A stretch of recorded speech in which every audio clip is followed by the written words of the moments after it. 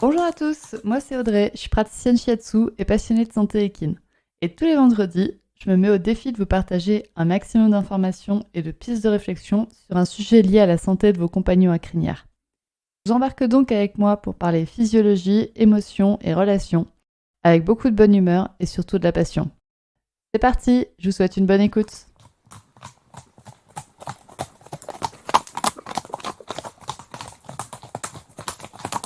Bonjour à toutes et bienvenue dans cet épisode qui va parler donc de matériel et du lien du matériel avec les méridiens. Le sujet de l'impact du matériel équestre sur les méridiens est souvent abordé par mes clientes. En effet, quand on commence à s'intéresser à la médecine traditionnelle chinoise, au shiatsu et donc aux méridiens, on comprend rapidement que le matériel qu'on pose sur le cheval peut et va avoir un impact sur les méridiens. Avant de commencer cet épisode, je vous recommande d'écouter l'épisode 31 de ce podcast qui présente ce qu'est un méridien et en quoi ils ont un impact sur la santé de nos chevaux. Voilà un petit résumé pour celles qui auraient besoin de se rafraîchir la mémoire. Les méridiens sont des chemins sur lesquels circule l'énergie du cheval. Chaque méridien est en lien avec un ou plusieurs organes. L'état extérieur du méridien peut donc refléter l'état interne de l'organe en lien avec le méridien. Et une action sur le méridien peut avoir des conséquences sur l'organe, parce que c'est ce qu'on cherche à avoir lors d'une séance de shiatsu.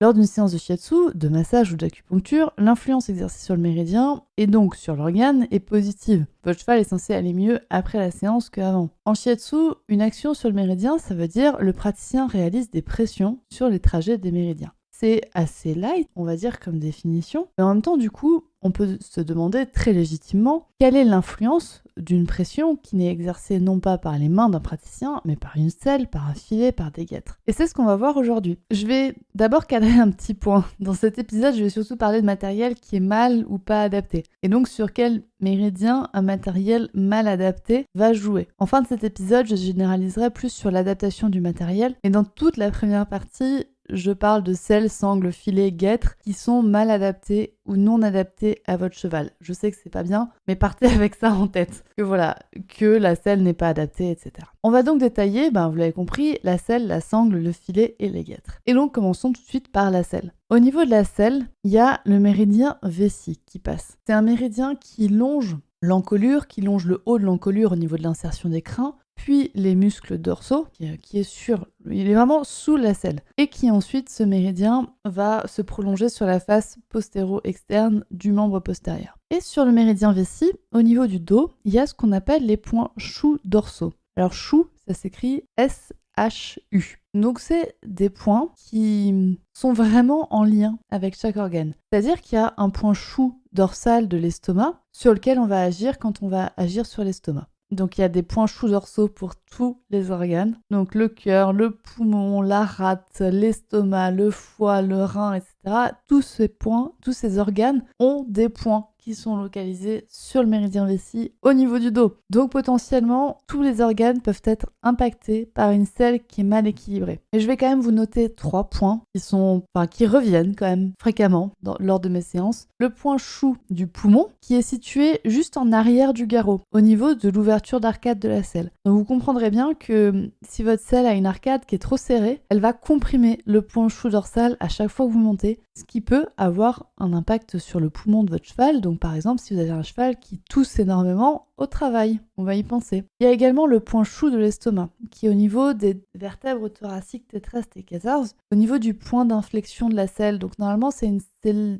si votre selle est équilibrée, il n'y a pas d'appui dessus. Par contre, si votre selle est mal équilibrée horizontalement, c'est-à-dire que votre selle penche trop en avant ou trop en arrière, c'est au niveau de ce point d'inflexion que se fait, on va dire, la bascule de votre selle. Donc du coup, si votre selle est mal équilibrée horizontalement, elle va avoir un impact sur le point chou de l'estomac qui peut causer à des ulcères gastriques par exemple. Le point chou du rein est également positionné donc sur le méridien vessie comme tous les autres points choux, mais celui-là, il est au niveau des vertèbres lombaires, L2 et L3. Normalement, votre selle ne va pas sur les vertèbres lombaires. Voilà, sauf que là, on parle de selles qui ne sont pas adaptées et on voit quand même souvent des selles qui sont trop longues et donc qui vont appuyer sur justement L2 et L3. Normalement, votre selle ne doit pas dépasser la dernière vertèbre thoracique ou aller in extremis la première lombaire. Mais donc, souvent, on a quand même des selles qui appuient sur L2 et L3, des selles qui sont trop longues et donc qui vont impacter le rein de votre cheval, donc potentiellement des problèmes urinaires par exemple. Et on a également le vaisseau gouverneur qui passe à cet endroit-là. Vaisseau gouverneur, c'est un méridien qui est un peu particulier parce qu'il est unique et qui passe sur toute la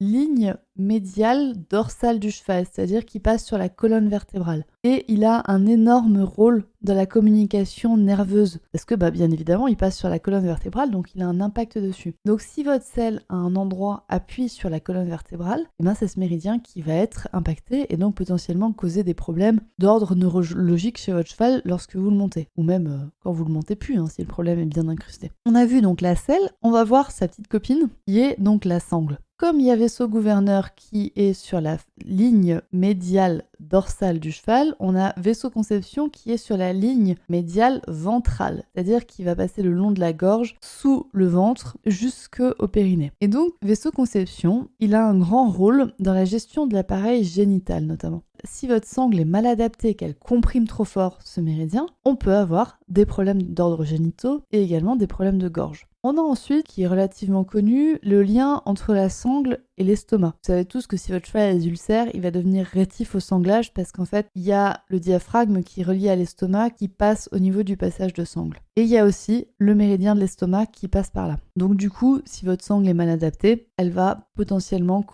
amplifier les problèmes d'ulcères. Non seulement parce que s'il y a déjà des problèmes d'ulcères, le fait de poser une sangle dessus, ça va irriter la zone, mais en plus, il y a le méridien de l'estomac qui passe, donc ça va poser des problèmes. Et ensuite, on a les deux méridiens donc du rein et de la rate pancréas, passe aussi par ici. Donc c'est encore une fois, si votre cheval a des problèmes urinaires, ça peut venir de la sangle, qu'il y a le méridien du rein qui passe à proximité. Et si votre problème a des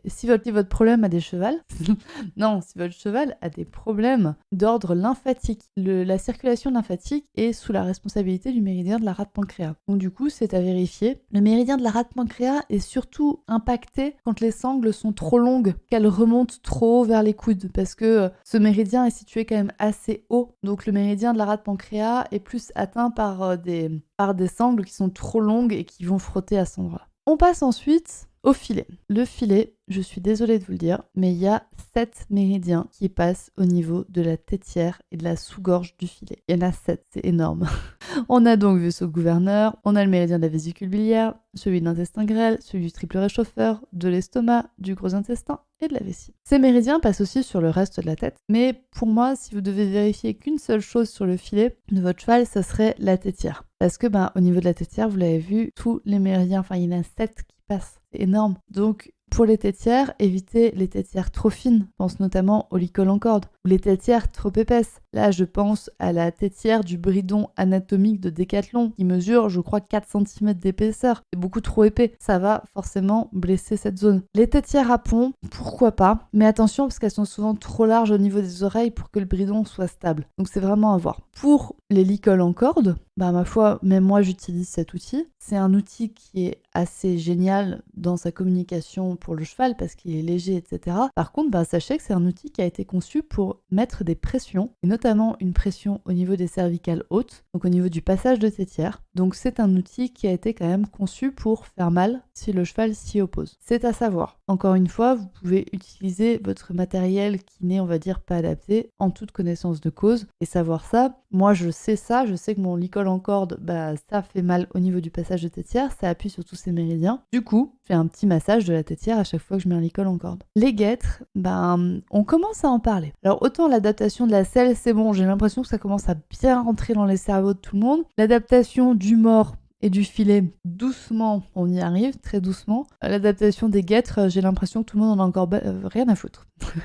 J'ai l'impression que tout le monde en a encore rien à foutre et que ça commence seulement à rentrer dans les mœurs, qu'il faut adapter les guêtres, faut peut-être pas en mettre tout le temps, peut-être réfléchir à l'utilisation pour en avoir une utilisation raisonnée et en mettre que quand c'est vraiment nécessaire. Pense au cross, en cross c'est nécessaire, c'est bon, point net, y a rien à chier sur le cross. On met des guêtres, on met des protections pour les membres, le cross c'est trop dangereux pour pas en mettre. Par contre, est-ce qu'on a vraiment besoin de guêtres ou de bandes en dressage? Bon, je sais pas, à vous de me répondre. Toujours est-il que, déjà, quand je parle de guêtres, vous avez compris, de guêtres et de bandes, je parle de trucs qui vont sur les membres du cheval. Et donc, sur les membres des antérieurs, on a les méridiens du feu, donc c'est-à-dire cœur, intestin grêle, maître du cœur et triple réchauffeur qui passe, et les méridiens du poumon et du gros intestin. Donc, des guêtres qui sont non adaptés aux membres de votre cheval ou qui sont non adaptés à la discipline que vous pratiquez vont potentiellement causer des inflammations de ces méridiens et donc un impact sur le corps du cheval. C'est un peu con quand même quand on pense que on met des guêtres pour des disciplines qui sont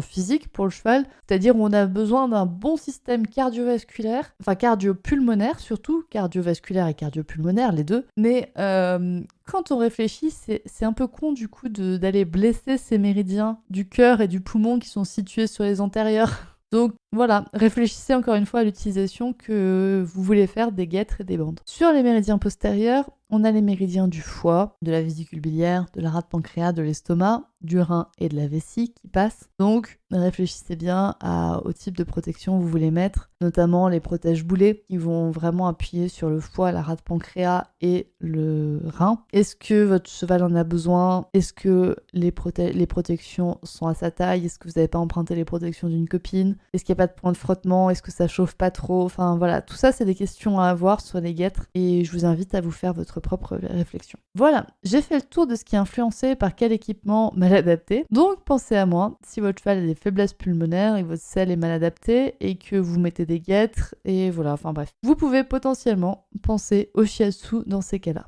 Il est possible donc que votre cheval qui a des faiblesses pulmonaires parce que son arcade est trop serrée aille mieux une fois une séance de shiatsu, mais surtout une fois que la selle est adaptée à son dos. Parce que là maintenant je vais vous parler de matériel qui est bien adapté. Dans quel cas est-ce qu'on dit qu'un équipement est mal adapté? Je vous demande de vous sortir du contexte shiatsu. Un équipement qui est bien adapté, c'est un équipement qui permet la libre circulation du sang, de la lymphe et des impulsions nerveuses. Ce qui veut dire que les échanges gazeux et nerveux se font librement dans le corps du cheval. Et également, un équipement bien adapté, c'est un équipement qui ne cause pas de point de pression. Ça, c'est les bases du saddle fitting, du bit fitting, du guêtre fitting. Faudrait qu'on l'invente celui-là. Et donc, forcément, si tout ce petit monde circule bien, si le sang circule bien, la lymphe, les impulsions nerveuses, si les échanges gazeux et nerveux se font bien, si tout se passe, tout circule correctement, j'ai envie de vous dire, l'énergie, elle circulera aussi bien dans les méridiens. Donc, ça va être mon mot de la fin. C'est important de faire adapter votre matériel d'un point de vue énergétique, shiatsu, médecine traditionnelle chinoise, etc.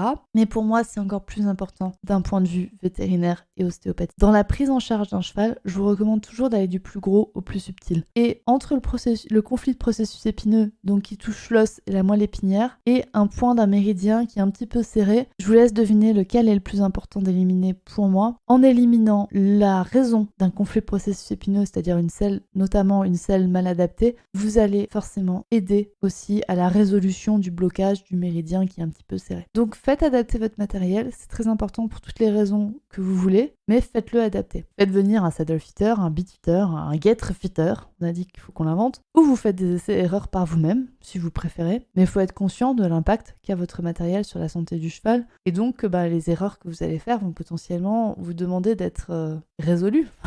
Il va falloir que vous résolviez les erreurs, et donc que vous fassiez appel à des praticiens. Par contre, du coup, ça peut être très utile de faire venir un praticien shiatsu après avoir fait adapter votre matériel, parce que du coup, ça va permettre de repartir vraiment bien à zéro. Donc n'hésitez pas à faire appel à votre praticien shiatsu après avoir vérifié votre selle, etc. Ça peut vous permettre de finir d'éliminer certains problèmes. Le petit mot de la fin aussi, c'est pour vous rappeler que si vous avez envie de soutenir le message que j'ai transmis dans cet épisode et dans tous les épisodes de podcast, vous pouvez me soutenir sur le compte Tipeee. Donc Tipeee, c'est un site internet qui vous permet de donner de l'argent ponctuellement ou mensuellement à des créateurs de contenu, dont moi. Et donc vous pouvez retrouver le lien de mon compte Tipeee en description de cet épisode. J'ai vraiment mis des toutes petites contributions, je vous promets. Vous n'arriverez pas à vous ruiner en me donnant de l'argent. Et en soutenant les causes qui vous sont chères, dont le but principal de ce podcast et la valeur principale de ce podcast, c'est de transmettre l'information au plus de monde possible, au plus de cavaliers possible, pour que les chevaux aillent mieux. Donc si vous avez aussi cette valeur commune avec moi, vous pouvez aller faire un tour sur mon compte Tipeee. Je vous dis à très bientôt pour un prochain épisode. Et voilà, c'est terminé pour aujourd'hui. J'espère que cet épisode vous a plu. Si c'est le cas, n'hésitez pas à partager le podcast à une personne qui veut aussi en apprendre plus sur les chevaux avec vous. Et retrouvez l'ensemble des informations et des liens en description de l'épisode, ainsi que sur le site www.murmure-animal.fr. Si vous avez des idées, des suggestions, ou si vous avez juste envie de me dire que vous avez trop aimé cet épisode, vous pouvez me laisser des petits mots sur Instagram à murmure.animal.shiatsu et n'oubliez pas de vous abonner à Murmuricain sur votre plateforme d'écoute préférée pour ne louper aucun épisode. On se retrouve vendredi prochain pour un nouvel épisode et sur ce, bon week-end!